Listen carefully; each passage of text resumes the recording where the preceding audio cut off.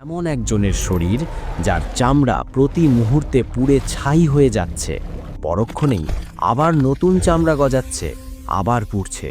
একবার দুবার নয়, কোটি কোটি বার। 1 বছর নয়, 1 যুগ নয়, পৃথিবীর হিসাবে পার হয়ে গেছে 1000 কোটি বছর। হে আমাদের রব, আমাদের এখান থেকে একবার বের করুন, আমাদের দুনিয়ায় পাঠিয়ে দিন। জাহান্নামের সবচেয়ে গভীর গর্তে আগুনের এক সিন্দুকের ভেতর কুঁকড়ে পড়ে আছে একটি যন্ত্রণা কাতর সত্তা। তার চেহারা বিকৃত, চোখগুলো গলে বেরিয়ে আসছে, সারা শরীরে আগুনের পোকাগুলো কিলবিল করছে। সে চিৎকার করতে চাইছে, কিন্তু তার গলা দিয়ে কোনো আওয়াজ বের হচ্ছে না। বের হচ্ছে শুধু ফুটন্ত ধোঁয়া। কে এই সত্তা? এ আর কেউ নয়, এ হলো সেই অভিশপ্ত ইবলিস, যে বলেছিল, আমি আদমের চেয়ে শ্রেষ্ঠ। কেন আমি নত হব হই নগণ্য মাটির পুতুলের সামনে? আজ 1000 কোটি বছর পর তার সেই অহংকারের পরিণতি কি? আজ সে জাহান্নামের গভীরে কি করছে? সময় বা কাল দুনিয়াতে আমাদের কাছে খুব দামি, কিন্তু আখেরাতে, বিশেষ করে জাহান্নামে, সময় বা টাইম এক অভিশাপ। আল্লাহ তাআলা ইবলিসকে কেয়ামত পর্যন্ত হায়াত দিয়েছিলেন। সে তার হায়াত শেষ করেছে পাপ আর ধোঁকা দিয়ে, কিন্তু বিচারের দিন শেষ হওয়ার পর, যখন অনন্তকাল শুরু হলো, তখন থেকে শুরু হলো তার আসল লাঞ্ছনা। আজ আমরা ইতিহাসের পাতা আর হাদিসের ইঙ্গিত থেকে এমন এক দৃশ্য আঁকব যা দেখলে আপনার রক্ত হিম হয়ে যাবে। আজকের ভিডিওতে আমরা দেখব 1000 কোটি বছর আগুনে জ্বলার পর শয়তানের শারীরিক গঠন কেমন হয়েছে, তাকে কি খেতে দেওয়া হচ্ছে, এবং এত বছর পর সে তার সঙ্গীদের সাথে কি আচরণ করছে। দূরে সরে যাও। আল্লাহ তাআলা কেন তাকে কুকুরের সাথে তুলনা করবে? আর কি বা হবে তার শেষ ভাষণ? জাহান্নামের স্তরগুলোর মধ্যে সবচেয়ে ভয়াবহ স্তর হল হাবিয়া বা অতল গহ্বর। দুনিয়ার আগুন যার কাছে বরফের মতো মনে হবে, এতটাই উত্তপ্ত সেই স্থান। মুফাসসিরগণ বলেন, ইবলিসের শাস্তি হবে সবচেয়ে কঠিন, কারণ সেই সব পাপের মূল।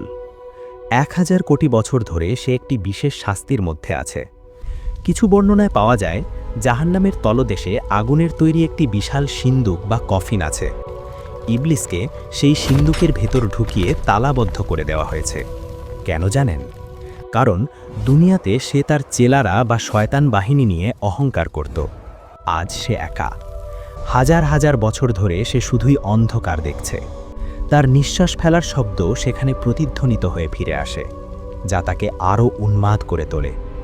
তার এই সিন্দুকটি মহাবিশ্বের যে কোনো ব্ল্যাক হোল বা কৃষ্ণ গহ্বরের চেয়েও ভারী। মনে হয় যেন কোটি কোটি পাহাড় তার বুকের উপর চাপিয়ে দেওয়া হয়েছে। সে শ্বাস নিতে চায়, কিন্তু বাতাস নেই, আছে শুধু বিষাক্ত আগুনের ধোঁয়া। সেই সিন্দুকের ভেতর তাকে নড়াচড়া করার মতো জায়গা দেওয়া হয়নি। সে একবার ডানে ফিরতে চায়, কিন্তু ডানের দেওয়াল আগুনের। সে বামে ফিরতে চায়, বামের দেওয়াল কাঁটাযুক্ত। মাঝে মধ্যে সে বিড়বিড় করে বলে, একটু পানি, এক ফোঁটা পানি। কিন্তু পানির বদলে সিন্দুকের ছাদ থেকে ফোঁটায় ফোঁটায় পড়ছে গলিত তামা, যা তার মাথার তালু দিয়ে ঢুকে পায়ের নিচ দিয়ে বের হয়ে যাচ্ছে। সেই গলিত তামার তাপে তার মগজ টগবগ করে ফুটতে থাকে, যেমন চুলার ওপর পাতিলের পানি ফোটে। যন্ত্রণার তীব্রতায় সে জ্ঞান হারাতে চায়, কিন্তু জ্ঞান হারানোর কোনো সুযোগ নেই। 1000 কোটি বছর ধরে এই একই শাস্তি, কোনো বিরতি নেই, কোনো ঘুম নেই। জাহান্নামীরাও অন্তত একে অপরকে দেখতে পায়, কিন্তু ইবলিসকে রাখা হয়েছে চরম একাকিত্বে। তার অহংকার চূর্ণ করার জন্য এই নিঃসঙ্গতাই যথেষ্ট। ইবলিসের এই যন্ত্রণার গভীরতা মাপার কোনো স্কেল বা থার্মোমিটার মহাবিশ্বে নেই। তবে এর ভয়াবহতা কিছুটা আঁচ করতে হলে আমাদের তাকাতে হবে জাহান্নামের সবচেয়ে সর্বনিম্ন বা তথাকথিত হালকা শাস্তির দিকে। সহিহ হাদিসে এসেছে, জাহান্নামের যার শাস্তি হবে সবচাইতে কম, তাকে আগুনের তৈরি মাত্র 2টি জুতো করিয়ে দেওয়া হবে। মাত্র 2টি জুতো।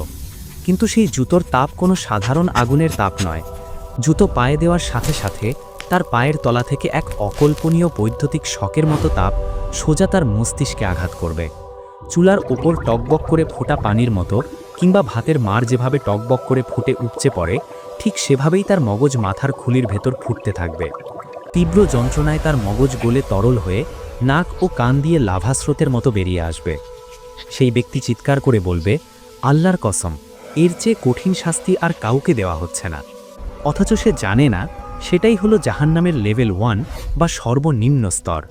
এবার কলিজা শক্ত করে ভাবুন ইবলিসের কথা।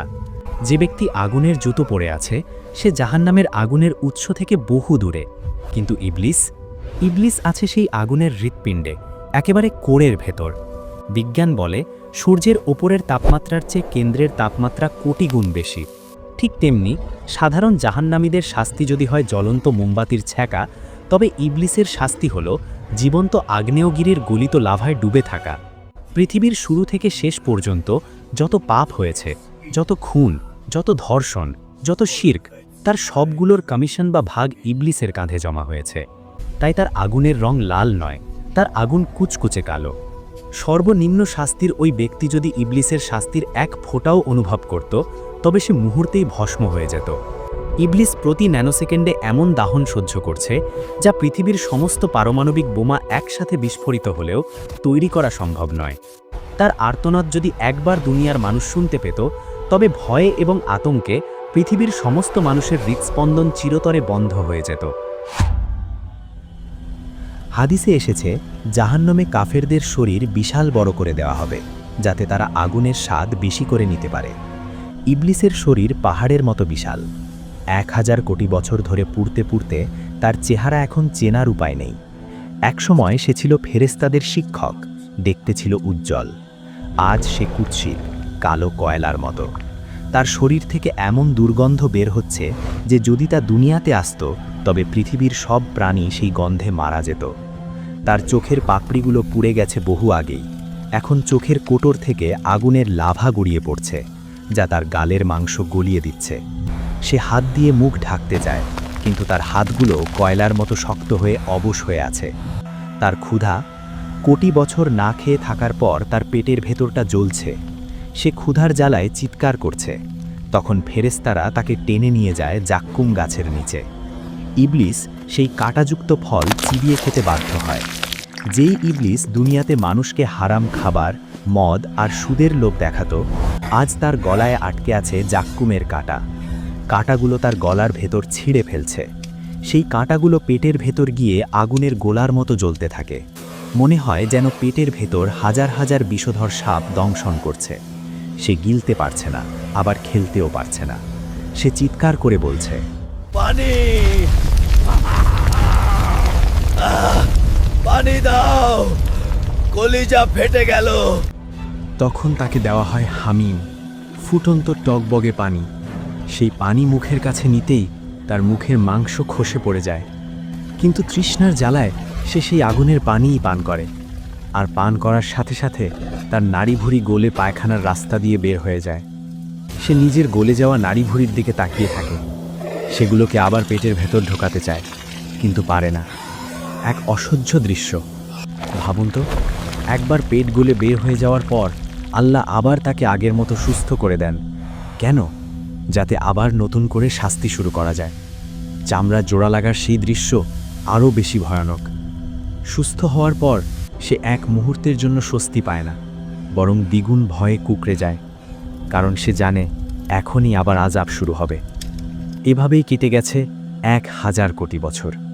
তবে সবচেয়ে মর্মান্তিক দৃশ্যটি ঘটে তখন, যখন যন্ত্রণার চরম সীমায় পৌঁছে ইবলিস সরাসরি তার রবের সাথে কথা বলার চেষ্টা করে। পবিত্র কুরআনের সূরা আল মুমিনুনে আল্লাহ জাহান্নামীদের এই শেষ ফরিয়াদের কথা উল্লেখ করেছেন। 1000 কোটি বছর পর, সব অহংকার ধুলোয় মিশে যাওয়ার পর, ইবলিস এবং তার অনুসারীরা শেষবারের মতো আকাশের দিকে তাকায়। ইবলিস মনে করতে পারে বহু কোটি বছর আগে সে এই আল্লাহর ইবাদত করত। সে ভাবে হয়তো দয়াময় আল্লাহ একবারের জন্য তার দিকে তাকাবেন। সে তার বিকৃত গলায় বুক ভাঙা আর্তনাদ নিয়ে চিৎকার করে ওঠে, রব্বানা আখরিজনা মিনহা। আল্লাহ, আমার কথা শুনুন। আমি জানি আমি পাপ করেছি, কিন্তু আপনার রহমত কোথায়? আমাকে মুক্তি দিন। হে আমাদের রব, আমাদের এখান থেকে একবার বের করুন, আমাদের দুনিয়ায় পাঠিয়ে দিন। আমরা আর পাপ করব না, আমরা নেক কাজ করব। যদি আবার পাপ করি তবে আমরাই জালিম। পুরো জাহান্নাম নিস্তব্ধ হয়ে যায়। সবাই অপেক্ষা করে উত্তরের জন্য। ইবলিস ভাবে তার পুরনো ইবাদত হয়তো আজ কাজে আসবে, কিন্তু না। মহাবিশ্বের মালিক মহান আল্লাহ তখন এমন এক ধমক দেন যা জাহান্নামের আগুনের চেয়েও বেশি যন্ত্রণাদায়ক। আল্লাহ বজ্রকঠিন স্বরে বলেন, ইখসাউ ফিহা ওয়ালা তুকাল্লিমুন। চুপ থাক। কুকুর যেমন ধিক্কৃত হয়ে পড়ে থাকে, তেমনই তোরা জাহান্নামে পড়ে থাক, আর কোনোদিন আমার সাথে কথা বলবি না। লা তুকাল্লিমুন, আমার সাথে কথা বলবি না। এই একটি বাক্য ইবলিসের বুকের ভেতরটা চূর্ণ বিচূর্ণ করে দেয়। সে বুঝতে পারে তার এবং আল্লাহর মাঝখানের সম্পর্ক চিরতরে শেষ। আল্লাহর রহমতের দরজা পার্মানেন্টলি সিলগালা করে দেওয়া হয়েছে। এই প্রত্যাখ্যানের কষ্ট আগুনের কষ্টের চেয়ে লক্ষ গুণ বেশি।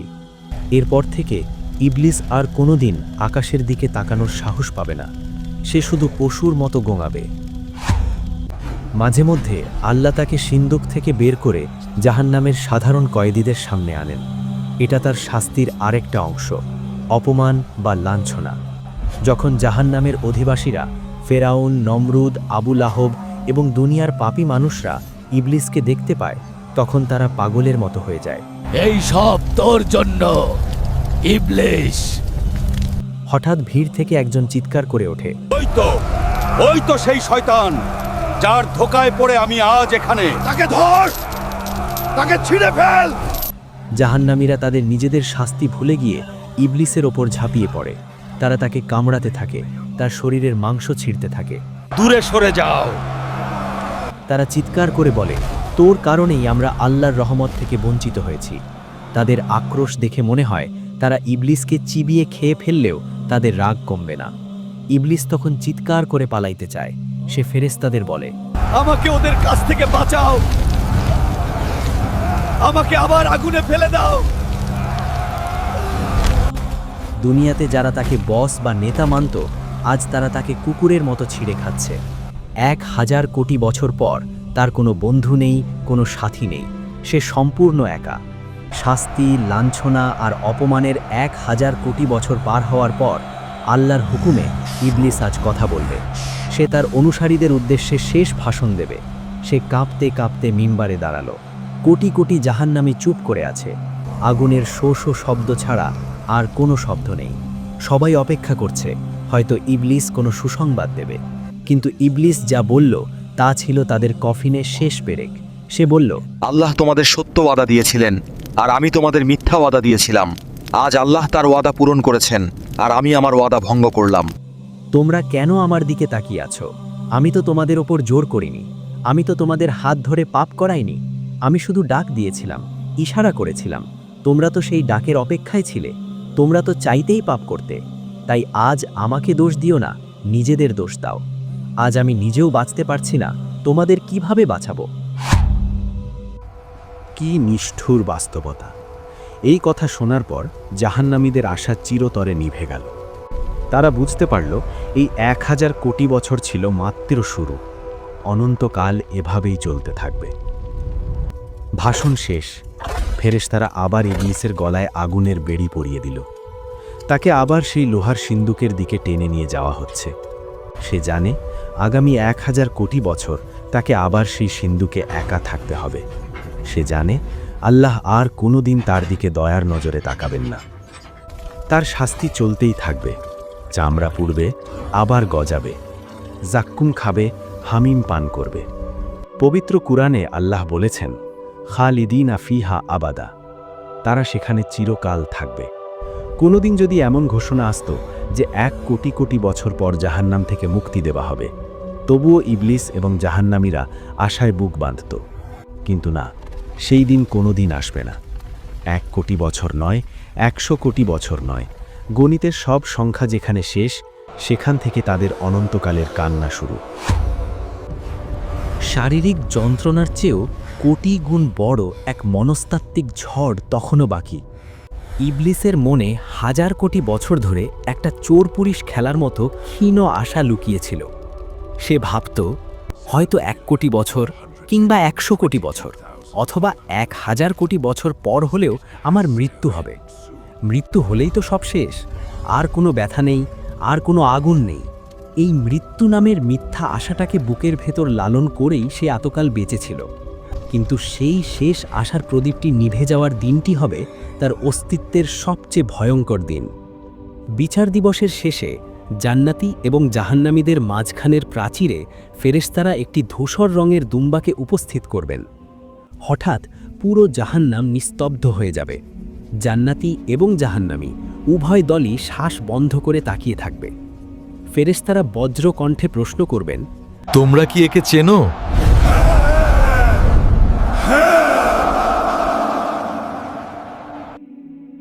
এ হলো মৌত, এ হলো মৃত্যু, যাকে আমরা দুনিয়াতে ভয় পেতাম আর আজ যাকে আমরা মুক্তির দূত হিসেবে চাইছি। জাহান্নামীদের চোখে তখন চকচকে আশা। ইবলিসও সিন্দুকের ফাঁক দিয়ে তাকিয়ে আছে, ভাবছে এই বুঝি তার মুক্তির লগ্ন এলো। কিন্তু ঠিক তখনই মহাবিশ্বের কোটি কোটি সত্তার চোখের সামনে এক ধারালো ছুরি দিয়ে মৃত্যুকে জবাই করে দেওয়া হবে। রক্তের ফোঁটা পড়ার সাথে সাথে মৃত্যু ঘটে গেল। ফেরেশতারা তখন চূড়ান্ত রায় ঘোষণা করবেন, হে জান্নাতবাসী, আর মৃত্যু নেই, তোমরা অমর। হে জাহান্নামবাসী, আর মৃত্যু নেই, তোমরাও অমর। এই ঘোষণা শোনামাত্রই ইবলিসের সিন্দুকের ভেতর এমন এক পৈশাচিক দৃশ্য তৈরি হবে যা ভাষায় প্রকাশ করা অসম্ভব। মৃত্যু যখন জীবিত ছিল তখন পালানোর একটা শেষ দরজা খোলা ছিল, কিন্তু মৃত্যু নিজেই যখন মৃত তখন এই আগুন, এই সিন্দুক, এই জাক্কুম, এই সাপ বিচ্ছু সবই অনন্ত। সমাপ্তি, শেষ বা দি এন্ড শব্দগুলো ইবলিসের ভাগ্যলিপি থেকে চিরতরে ইরেজ বা মুছে ফেলা হলো। হতাশার চরম পর্যায়ে পৌঁছে ইবলিস পাগলের মতো নিজের শরীরে আঘাত করতে শুরু করবে। সে তার নখ দিয়ে নিজের মুখের চামড়া ছিঁড়ে ফেলবে, আগুনের দেওয়ালে নিজের মাথা ঠুকতে থাকবে। সে তার বিকৃত গলায় চিৎকার করে বলবে, হে আল্লাহ, আমাকে মাটি বানিয়ে দাও, আমাকে অস্তিত্বহীন করে দাও, আমি আর বাঁচতে চাই না। কিন্তু তার সেই চিৎকার অনন্তকালের দেওয়ালে ধাক্কা খেয়ে আবার তার কাছেই ফিরে আসবে।